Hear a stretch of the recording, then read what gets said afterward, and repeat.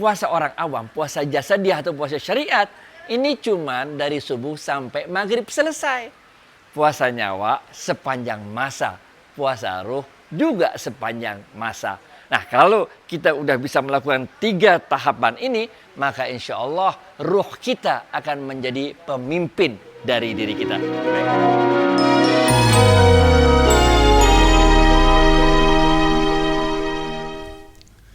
Assalamualaikum warahmatullahi wabarakatuh, sahabat Smart Skill School. Semoga kita semua dalam lindungan Allah Subhanahu wa Ta'ala.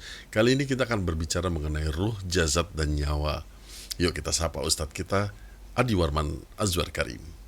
Ustadz, apa kabar Ustadz? Waalaikumsalam warahmatullahi wabarakatuh. Sehat, berkah, bahagia insyaallah. Amin. Alhamdulillah, lagi kendurian nih. Iya, ini pas lagi kumpul sama teman-teman Dewan Syariah Nasional MUI, barusan bubar, baru kita syuting dah. Mantap Ustadz. Nah ini sekarang pertanyaannya Ustadz. Karena banyak disebut-sebut, para sahabat itu sekarang menanyakan, apa perbedaan antara ruh, jasad, dan nyawa Ustadz? Oke. Kita mulai dari awal ya. Ketika janin terbentuk di dalam rahim ibu, mulailah terbentuk janin. Janin itu namanya jasad. Oke, jadi kita mulai dengan awalnya pertama adalah jasad, berbentuk janin di dalam rahim ibu. Dalam sebuah hadis diriwayatkan oleh Imam Ahmad diceritakan pada umur 42 hari setelah janin itu, jasad itu terbentuk, maka ditiupkanlah nyawa. Oke. Kadang-kadang sebut juga jiwa, kadang-kadang ini bagaimana kita menerjemahin ke bahasa Indonesianya lah. Tapi kita sebut aja nyawa dalam umur janin 42 hari. Ketika umur 4 bulan janin di dalam rahim, barulah kemudian Allah meniupkan ruhnya ke dalam janin tersebut yang udah ada nyawa di dalamnya. Jadi dalam ilmu kedokteran juga dikatakan janin berumur 42 hari itu dia udah jadi makhluk hidup, bener gak? Tapi belum punya ruh. Ketika umur 4 bulan baru lengkaplah 3 unsurnya, yaitu unsur jasad, pada umur 42 hari masuk unsur nyawa, dan pada umur 4 bulan masuk unsur ruh. Nah, ini menarik sekali kalau mau dibahas, panjang ceritanya lah. Karena ruh ini sebetulnya nggak pernah mati. Ruh ini dari alam arwah, diciptakan entah zaman dulu kala, awal-awal dulu Allah menciptakan ruh semuanya. Kemudian dikirimkan oleh Allah ruh ini ke dalam masing-masing janin di dalam rahim. Kemudian kita lahir, hidup di dunia. Nanti yang disebut mati itu adalah berpisahnya ruh, jasad, dan nyawa. Ruh sendiri nggak mati, benar nggak? Karena dia ruh inilah akan menjalani perjalanan selanjutnya ke alam kubur, pada mahsyar, kemudian akhirnya kembali lagi ke tempat asal kita, yaitu di surga. Jadi ceritanya agak panjang nih mengenai ruh dan nyawa. Nah nyawa itu kalau kita baca menurut Imam Al-Ghazali, nyawa jadi ada jasad, ada nyawa, ada ruh. Nyawa sendiri menurut Imam Al-Ghazali bisa dibagi lagi menjadi 3 tingkatan kalau menurut Imam Al-Ghazali, yaitu nyawa nabati atau dalam ilmu kedokteran disebut vegetatif. Jadi kalau orang udah koma gitu, udah nggak bisa ngapa-ngapain, dia masih hidup tapi hidupnya namanya vegetatif. Nah, ini yang pertama kalau dalam istilah Imam Ghazali, nabati. Yang kedua namanya hewani. Oke. Di mana dia bisa kayak mempunyai sifat-sifat seperti hewan, yaitu dia mau, tadi udah kita sebut apanya, mau makan, kemudian mau berkembang biak, kemudian mau menguasai sesuatu, benar gak? Nah, tingkat yang ketiga menurut Imam Ghazali masih nyawa, jadi ada nabati, ada hewani, ada insaniyah. Nah, ini semuanya masuk bab nyawa. Baru kemudian yang berikutnya yang kita sebut dengan ruh. Ruh ini adalah produk langit, produk sorga. Sedangkan jasad dan nyawa itu adalah produk duniawi. Wah dalam ini Ustadz. Kira-kira terus apa perannya ruh, jasad, dan nyawa di dalam kehidupan kita Ustadz? Ya, yang dimintai pertanggungjawabannya oleh Allah adalah ruh kita. Nah inilah, Ruh inilah yang akan melanjutkan perjalanannya nanti sampai kembali ke surga atau ke neraka. Tapi insya Allah kita semua kembali ke surga. Selain ruh, jasad kita juga di dalam Al-Quran disebutkan Allah akan bangkitkan kembali. Itu yang udah jadi tulang belulang segala macam itu bisa masuk lagi. Tapi ketika di surga udah nggak ada nafsu kita, udah nggak ada nyawa kita lagi. Jadi di surga kita ruh dan jasad kita ada di surga.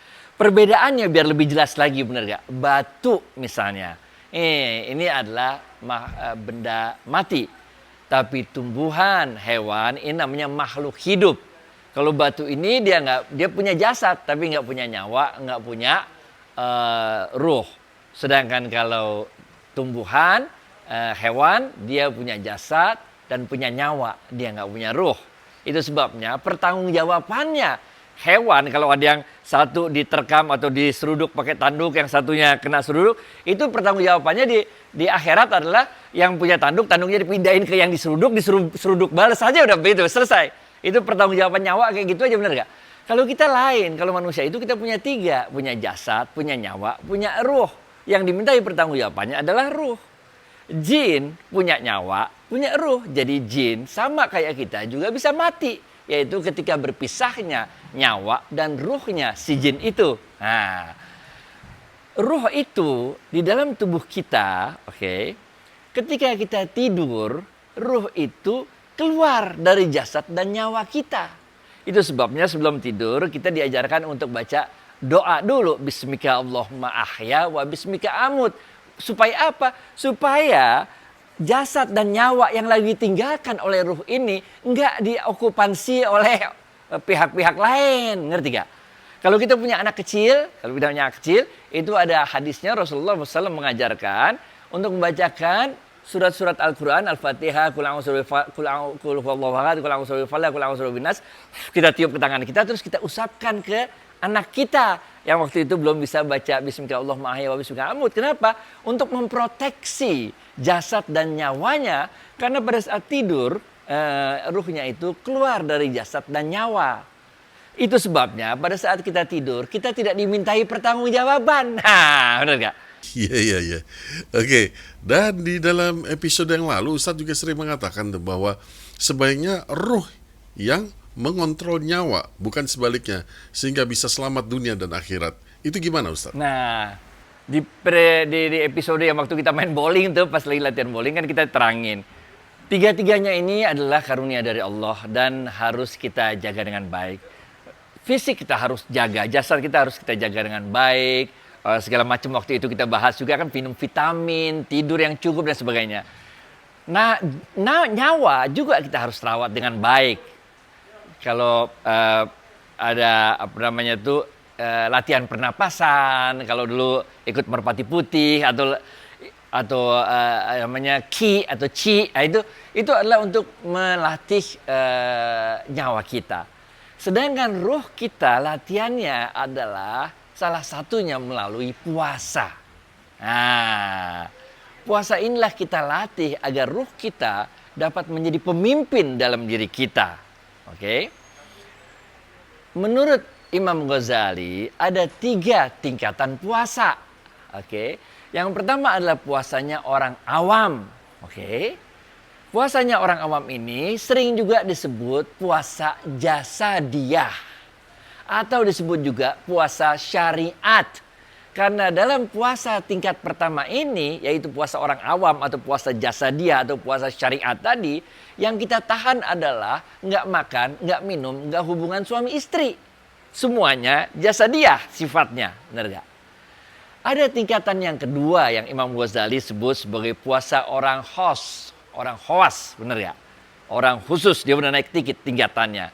Inilah puasa yang kita sebut dengan puasa nyawa. Di mana dalam tingkatan ini kita tidak saja menjaga untuk tidak makan, minum, dan hubungan suami istri, tapi menjaga seluruh panca indera kita untuk tidak melakukan hal-hal yang dapat merusak nilai puasa kita. Kita puasa, tapi nonton film porno. Kita puasa, tapi nyuri. Kita puasa, tapi ya kan kacau, bener gak? Puasanya nggak batal, tapi nilainya rusak. Ini puasa tingkat kedua. Ada puasa tingkat ketiga, khawas. Ini orang yang lebih tinggi lagi tingkatannya, atau disebut juga sebagai puasa ruhiyah kita. Benar nggak? Di mana atau bisa juga kita sebut sebagai puasa hakikat, ya. Puasa syariat, puasa tarekat, puasa hakikat, puasa orang awam, puasa khawas, puasa jasadiah, puasa nyawa, puasa ruh. Nah, di tingkat ketiga ini bukan saja panca indera kita yang tidak melakukan hal-hal yang dapat merusak nilai-nilai puasa, tapi di tingkat 3 tidak ada lagi di alam pikiran kita kecuali cinta kita pada Allah. Tidak ada lagi waktu kita ngelihat apa segala macam, nggak ada lagi, nggak ada pikiran, nggak ada kesibukan, nggak ada apapun kecuali Allah. Ingat gak episode yang pernah kita sebut ilahi anta maksudi?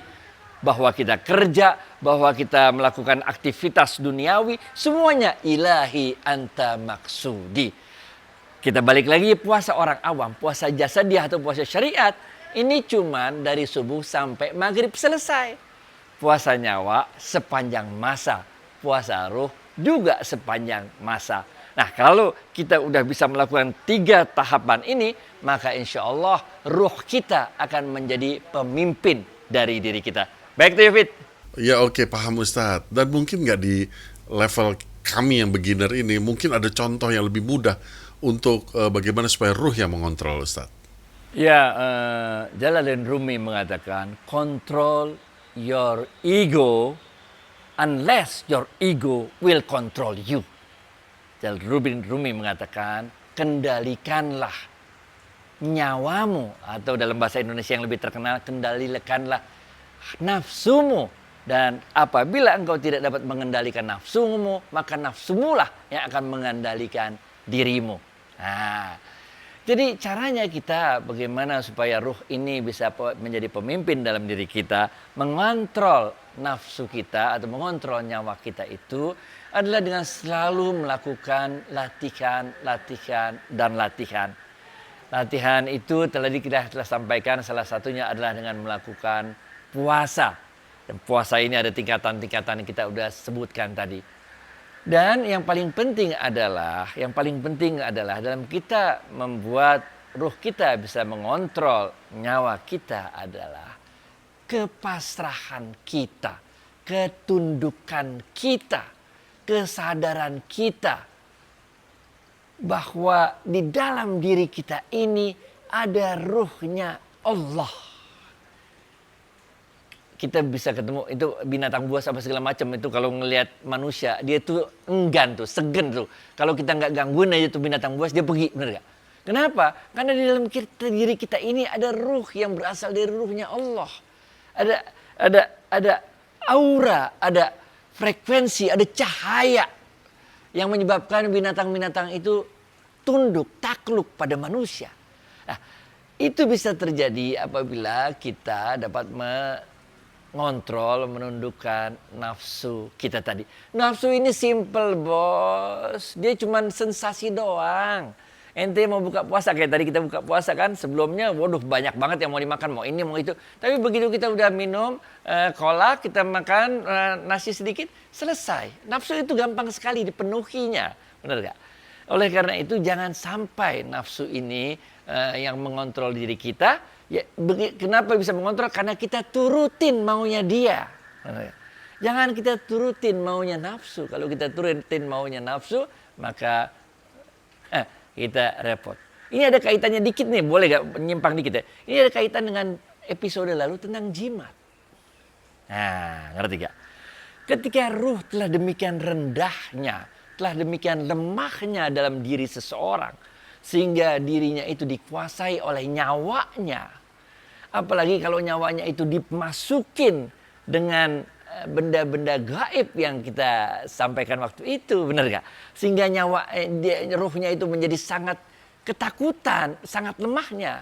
Maka apabila dilakukan oleh orang yang mengetahui dan bertanggung jawab, biasanya itu diperbolehkan untuk memberikan booster terhadap ruhnya, sehingga ruhnya kembali naik. Sama kayak kita. Kalau kita lagi sehat, kan nggak perlu pakai tabung oksigen. Tapi kalau kita lagi sakit, lagi lemah, maka kita pakai tabung oksigen. Jadi di dalam hasanah budaya Islam pun, hasanah keislaman pun juga dikenal jimat ini. Tapi bukan jimat yang seperti episode lalu kita jelaskan. Ini adalah jimat yang digunakan sekedar untuk seperti orang pakai tabung oksigen supaya tubuhnya yang lemah bisa jadi tambah kuat. Biasanya diberikan doa-doa, wirid-wirid supaya ruhnya itu yang tadinya lemah, yang tadinya merasa terkuasai oleh nyawa dalam dirinya, maka dia bisa muncul lagi menjadi pemimpin dalam diri kita. Baik itu. Loh. Kok bisa jadi roh ada kuat ada lemah nih Ustadz? Bener banget. Kalau kita ruh ini nggak kita latih, tadi kita udah kan, jasad kan kita harus latihan, harus jalan kaki, harus lari, goes, olahraga, bener harus exercise jasad kan. Nyawa juga kan, ada ilmu pernapasan, tenaga dalam segala macam itu kan, napas juga kita nyawa kita juga latih, dan ruh juga harus kita latih. Kalau nggak kita latih, maka ruh kita ini akan lemah, dan kalau lemah, maka nyawalah yang akan mengambil kepemimpinan dalam diri kita ini. Dan kalau nyawa yang mengambil kepemimpinan dalam diri kita ini, kita tidak ubahnya seperti hewan. Ini bos.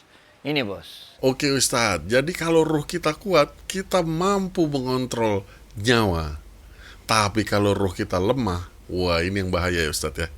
Oke Ustadz, terima kasih atas waktu dan tausiahnya. Semoga kita bisa ketemu lagi next episode. Assalamualaikum warahmatullahi wabarakatuh. Waalaikumsalam warahmatullahi wabarakatuh. Thank you.